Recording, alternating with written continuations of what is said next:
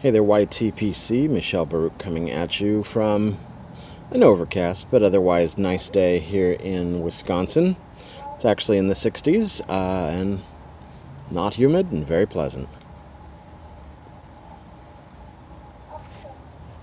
So I am smoking, let's see, here's the nomenclature. I'm smoking a new to me E1 Reese pipe, which I got pretty cheaply. It's not a perfect pipe.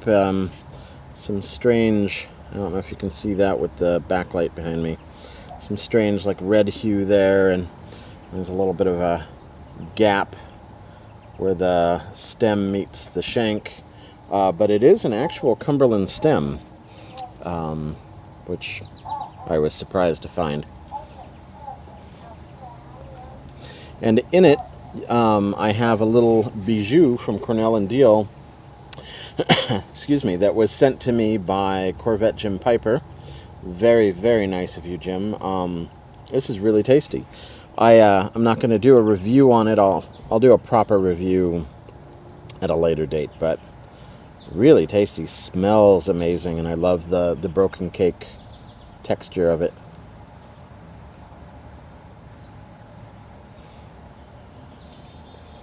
Kind of tangy. I like it. So anyway, this is not a review video.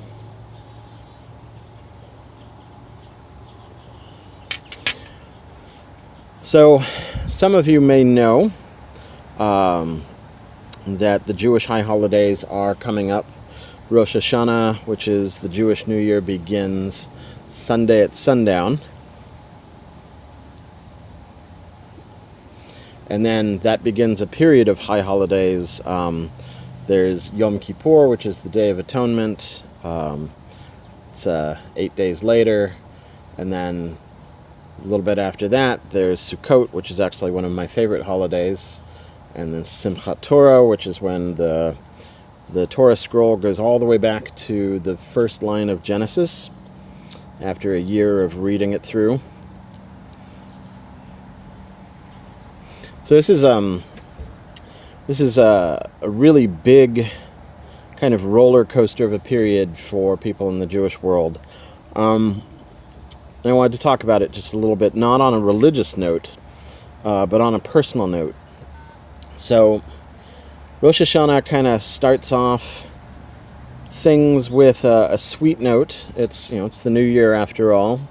It's very hopeful, very joyous.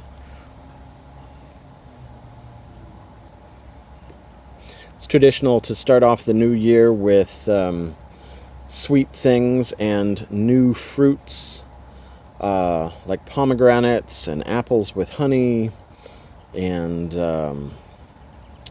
all sorts of things like that. For people who have the spiritual practice of making blessings over things, this kind of resets the year. So, there's a blessing that observant Jews say when they do something for the first time, or they wear something for the first time, or they eat something for the first time. And so this kind of resets that again. So after Rosh Hashanah, people will start saying that Shehekianu blessing for the first time they have a new fruit of the season, or anything that they want to thank God for bringing them to this time. That's essentially what that blessing says. But Rosh Hashanah also, it's a happy time, but it begins a period of introspection where we're supposed to think about all of the things that we didn't do well, or the ways in which we failed people, or the places where we weren't honest, or the wrongs that we've done to the people around us. And so, as you can imagine, it starts getting increasingly somber as we get close to the Day of Atonement. And some years I feel Rosh Hashanah and Yom Kippur very strongly, and it's a very powerful experience. And some years I go into it feeling completely unprepared, and and I kind of miss out on the specialness of it. And even if you're not Jewish, I think most people have had something like that in their life. Like if you're somebody who celebrates Christmas or Thanksgiving, some years it's something, it's the most amazing time of the year, and some years you just really can't wait to get it over with. So, as a confession, I have to say I've kind of had a bit of a kind of a spiritual block. So, in my life, I've, I'll just say, until not that long ago, I was a pray 3 times a day kind of Jew. Yep. It's going to be a tough one. There's a little bit of a breeze, and of course, trying to make it work with matches here.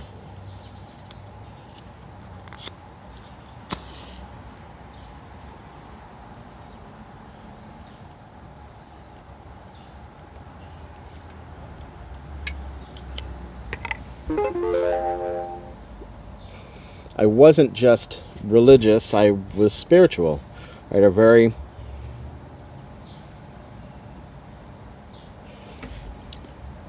very deep, very satisfying, very orienting spiritual life. And I have to say, in the last, not sure how long, the last couple years, something is in my way. I have a very strong spiritual block at the moment. Haven't been praying. I very rarely say a blessing over anything. You ever have that feeling like you need to make a phone call and you're staring at the phone, you want to call, you're telling yourself, like, just go ahead and call, make that call that person, and you just can't make yourself, even if it's something you need to do? That's kind of how it feels right now. And that's kind of the sensation I've been going through for a while.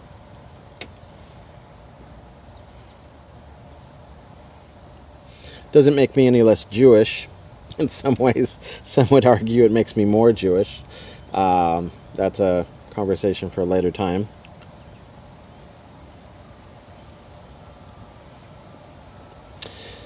And so I just wanted to be honest about that.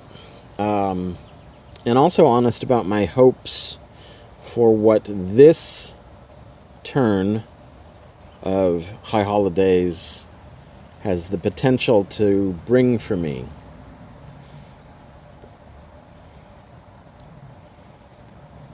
I've had very powerful experiences over Rosh Hashanah and Yom Kippur at different times when I needed them. And I'm hoping that this is a reset for me. God knows.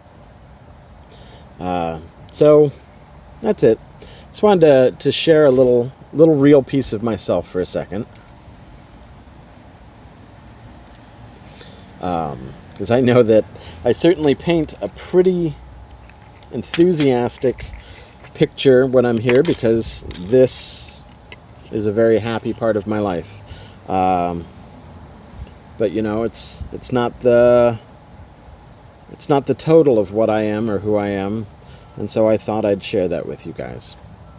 Anyway, so just like I hope that the new year is a reset for me, I wanted to take a second, even if you're not Jewish, even if you don't believe in God, to wish you a sweet year to come, and a year of blessings, and a year of wonder.